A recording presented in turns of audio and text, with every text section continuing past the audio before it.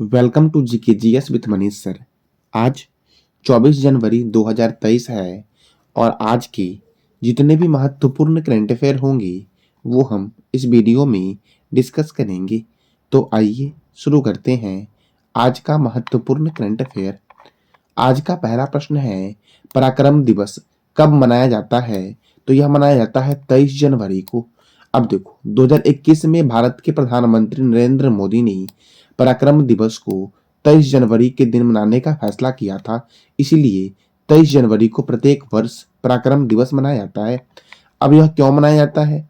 तो नेताजी सुभाष चंद्र बोस का जन्म 23 जनवरी को हुआ था, इसीलिए पराक्रम दिवस 23 जनवरी को मनाया जाता है। नेताजी सुभाष चंद्र बोस का जन्म कब हुआ था? तो 23 जनवरी 1897 को ओडिशा के कटक में हुआ था। साथियों, कटक किस रिवर के किनारे है? तो इसका जवाब देना है कमेंट बॉक्स में आपको। सुभाष चंद्र बोस के पिता का नाम था जानकी नाथ बोस और इनकी माता का नाम था प्रभावती। सुभाष चंद्र बोस के द्वारा एक पुस्तक लिखा गया था, द इंडियन स्ट्रगल। क्या पुस्तक है? तो द इंडियन स्ट्रगल पुस्तक के लेखक हैं सुभाष चंद्र बोस। और तुम मुझे खून दो, मैं तुम्हें आजादी दूंगा, ये नारा सुभाष चंद्र बोस ने दिया था। अब इस महीने में और कौन कौन से महत्वपूर्ण दिवस मनाए गए? तो डीआरडीओ दिवस 1 जनवरी को मनाया गया, क्योंकि 1 जनवरी को डीआरडीओ की स्थापना हुई थी, 1 जनवरी 1958 को। वैश्विक परिवार दिवस 1 जनवरी को मनाया गया। विश्व ब्रेल दिवस 4 जनवरी को मनाया गया। विश्व युद्ध अनाथ दिवस 6 जनवरी को मनाया गया। विश्व हिंदी दिवस 10 जनवरी को मनाया गया। हिंदी दिवस 14 सितंबर को मनाया गया। राष्ट्रीय मानव तस्करी जागरूकता दिवस 11 जनवरी को मनाया गया। राष्ट्रीय युवा दिवस 12 जनवरी को मनाया गया। सशस्त्र बल भूतपूर्व सैनिक दिवस 14 जनवरी को मनाया गया। थल सेना दिवस 15 जनवरी। भारतीय मौसम विज्ञान स्थापना दिवस 15 जनवरी। राष्ट्रीय स्टार्टअप दिवस 16 जनवरी।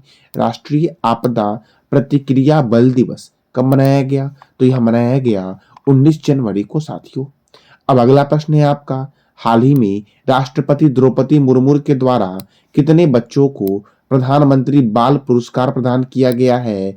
तो 11 बच्चे को प्रधानमंत्री बाल पुरस्कार प्रदान किया गया है। साथियों, अब देखो, प्रधानमंत्री राष्ट्रीय बाल पुरस्कार की स्थापना हुई थी 1996 में और 2018 में इसका नाम बदलकर बाल शक्ति पुरस्कार कर दिया गया।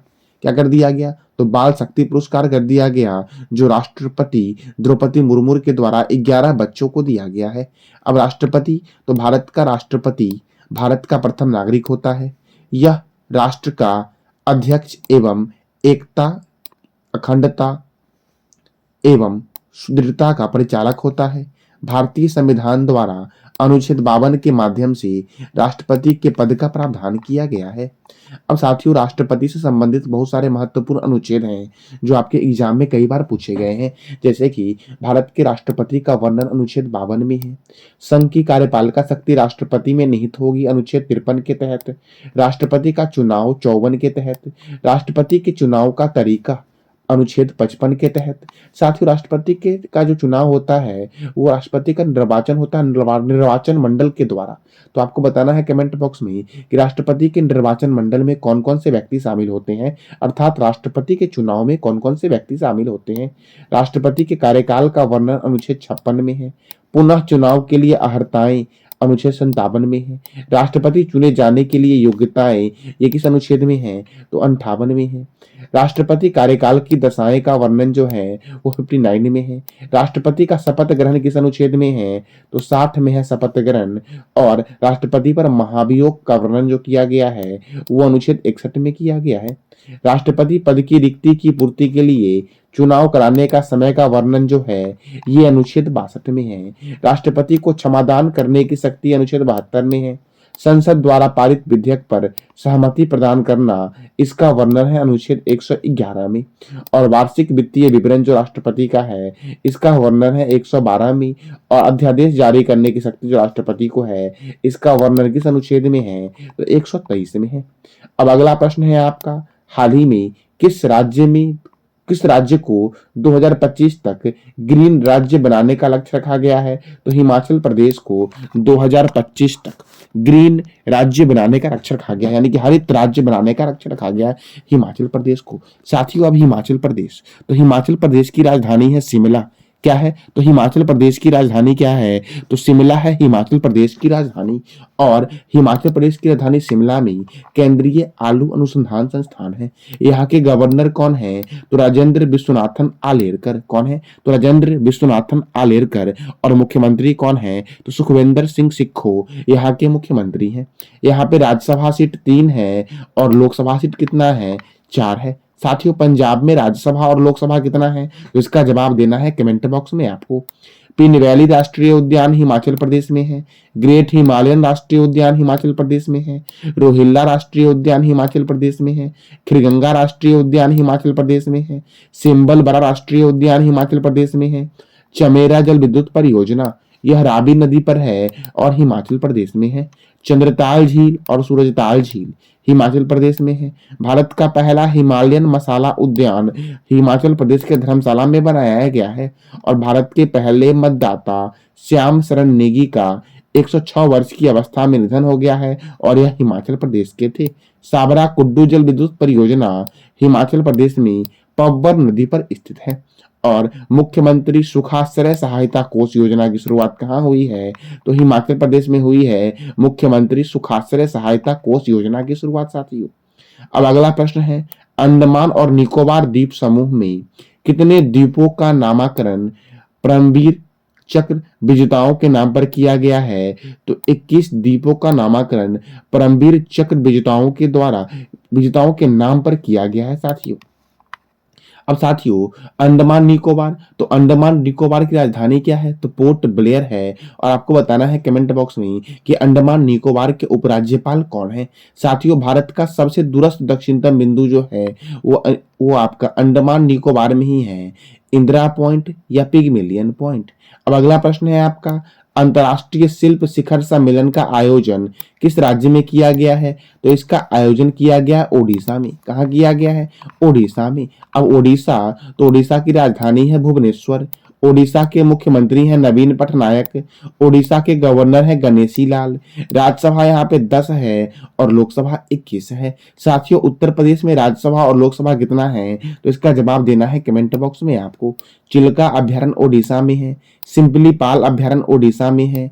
गहिरमठ वन्यजीव अभ्यारण्य, भितरी कनिका राष्ट्रीय उद्यान और बैसीपल्ली वन्यजीव अभ्यारण्य किस राज्य में स्थित है? तो यह ओडिशा में स्थित है। बद्रमा वन्यजीव अभ्यारण्य, नंदकानन वन्यजीव अभ्यारण्य, सप्तकोशिया बाघ रिजर्व और करलापट वन्यजीव अभ्यारण्य किस राज्य में है? तो ओडिशा में है। ओडिशा का गंजम जिला भारत का पहला बाल विवाह मुक्त जिला बना है। ओडिशा में बाली यात्रा, नुआखाई महोत्सव, चंदन यात्रा और रज महोत्सव ओडिशा में मनाया जाता है। ट्रेन की चपेट में आने वाले हाथियों की मौत को रोकने के लिए हैंगिंग सोलर फेंसिंग लगाने की घोषणा किसने की है? तो ओडिशा ने की है। ओडिशा ने फीफा के सहयोग से फुटबॉल फॉर ऑल पहल की शुरुआत की। साथियों, फीफा मैंने कल भी बताया था फीफा के बारे में, तो आज आपको बताना है फीफा के बारे में क्या क्या जानते हो, इसकी जानकारी देनी है कमेंट बॉक्स में आपको। किसान क्रेडिट पोर्टल सफल की शुरुआत ओडिशा में हुई। 2023 तक अपने राज्य को झुग्गी मुक्त करने की घोषणा ओडिशा ने की है। लंपी त्वचा रोग का निःशुल्क टीकाकरण करने की घोषणा किसने की है? तो ओडिशा ने की है। और लंपी त्वचा रोग जो है यह मवेशियों में होता है। विटेंज वाहनों की प्रक्रिया करने वाला भारत का पहला राज्य कौन बना है? तो ओडिशा बना है।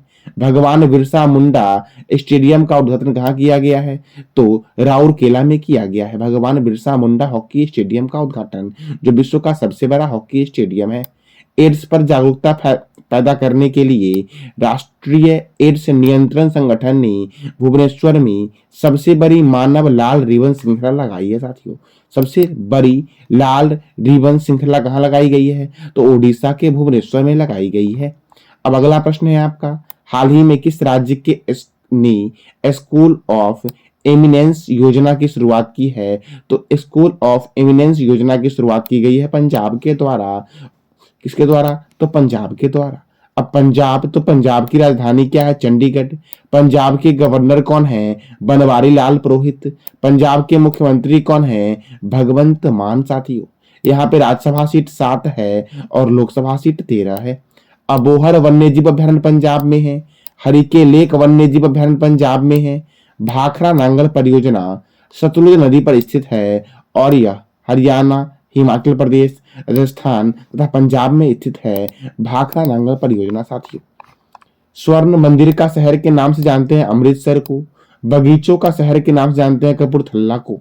और भारतीय सेना ने संयुक्त अभ्यास गगन स्ट्राइक जो है यह यहीं शुरू, इसी राज्य में शुरू किया साथियों, यानी कि पंजाब में शुरू किया था। अब अगला प्रश्न है आपका, हाल ही में भारतीय नौसेना के द्वारा एमपैक्स 2023 सैन्य अभ्यास का आयोजन कहाँ किया गया है? तो एमपैक्स 2023 सैन्य अभ्यास का आयोजन आंध्र प्रदेश में किया गया है और आंध्र प्रदेश के काकीनाडा में किया गया है। अर्थात आंध्र प्रदेश के काकीनाडा के पास भारतीय सेना और भारतीय वायुसेना के द्वारा इस अभ्यास का आयोजन किया गया है। साथियों, अब इंडियन एयरफोर्स, तो इंडियन एयरफोर्स का हेडक्वार्टर है नई दिल्ली में और इंडियन एयरफोर्स डे मनाया जाता है 8 अक्टूबर को। इंडियन एयरफोर्स डे कब मनाया जाता है? तो 8 अक्टूबर को मनाया जाता है। Chief of the air staff कौन है? तो एयर चीफ मार्शल विवेक राम चौधरी हैं। आर्मी डे कब मनाया जाता है? तो 15 जनवरी को मनाया जाता है। Chief of the army staff कौन है? तो जनरल मनोज पांडे हैं chief of the army staff. Navy day कब मनाया जाता है? तो 4 दिसंबर को मनाया गया जाता है। और chief of the naval staff कौन है? तो admiral R Hari Kumar chief of the naval staff है। साथियों, अब अगला प्रश्न है आपका, हिंदुस्तान यूनिलीवर ने प्लास्टिक अपशिष्ट प्रबंधन पहल के लिए किसके साथ समझौता किया है?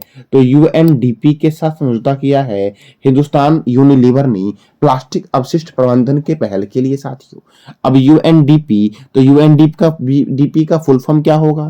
तो यूनाइटेड नेशंस डेवलपमेंट प्रोग्राम, जिसकी स्थापना हुई थी 22 नवंबर को। कब हुई थी? तो इसकी स्थापना हुई थी 22 नवंबर 1965 को।